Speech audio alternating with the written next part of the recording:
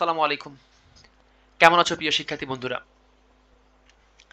আজকের ভিডিওর থাম্বনেল দেখেই তোমরা এতক্ষণে নিশ্চয়ই বুঝে গেছো ভিডিওটি কি সম্পর্কে হতে যাচ্ছে। গত ৩ তারিখে শুরু হওয়া তোমাদের ষান্মাসিক সামষ্টিক মূল্যায়নের প্রশ্ন এবং এর উত্তর পরীক্ষার অনেক পূর্বেই বিভিন্ন সোশ্যাল মিডিয়ায় পাওয়া নিয়ে একটি বিভ্রান্তকর পরিবেশ সৃষ্টি হয়েছে, যেটি নিয়ে খোদ মাওসি থেকে একটি নির্দেশনা পাঠানো হয়েছে। আজকে সেই নির্দেশনা নিয়ে তোমাদের সঙ্গে আলোচনা করতে যাচ্ছি। ষান্মাসিক সামষ্টিক মূল্যায়ন সম্পর্কিত জরুরি বার্তা।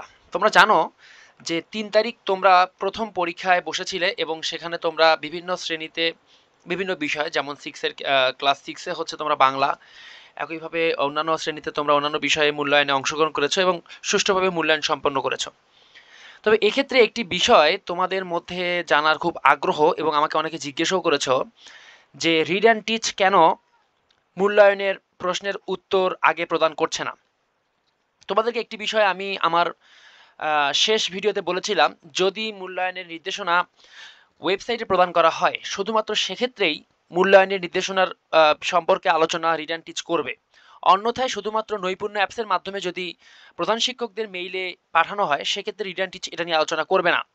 কারণটি হচ্ছে এক্ষেত্রে শিক্ষার্থীদেরকে পরীক্ষার আগেই উত্তরপত্র প্রদান করাটি একটি অনৈতিক কাজ এবং রিড অ্যান্ড টিচ কখনোই অনৈতিক কোনো কাজকে সমর্থন করে না।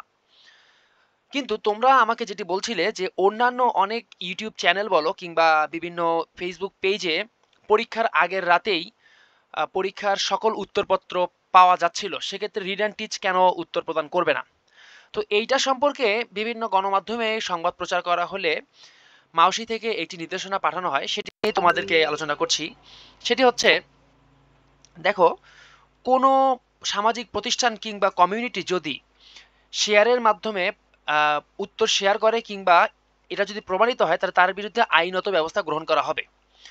তো এজন্যই আমি কিন্তু অনেক আগেই বলেছিলাম যে যদি এইটা আইনগতভাবে এইটা যদি না বলা হয় যে এইটা তোমাদেরকে দেয়া যাবে, সেক্ষেত্রে কিন্তু কখনোই রিড অ্যান্ড টিচ এটা তোমাদেরকে প্রদান করবে না। তো তোমরা যেহেতু বারবার করে আমাকে এই মূল্যায়নের প্রশ্ন এবং এর উত্তর সম্পর্কে বলছিলে, তো আমি ভাবলাম যে সবাইকে আলাদা আলাদা করে না বলে কেন নয় একটি ভিডিওতেই তোমাদেরকে ব্যাপারটি জানানো হয়। এই জন্যই আজকে ছোট ভিডিওটি করা।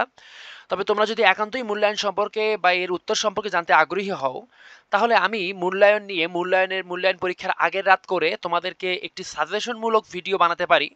কিন্তু সেখানে তোমরা সরাসরি প্রশ্ন বা উত্তর এটা পাওয়ার আশা করে ভিডিওটি দেখবে না। যদি এমন পাওয়ার ইচ্ছা থাকে তো আমি বলবো রিড অ্যান্ড টিচ তোমার জন্য নয়।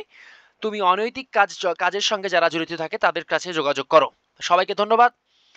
আশা করি তোমাদের আগামীকালের মূল্যায়ন পরীক্ষাটি অনেক ভালো হবে। সেই পর্যন্ত সুস্থ থাকো। দেখা হবে অন্য কোনো ভিডিওতে। আসসালামু আলাইকুম।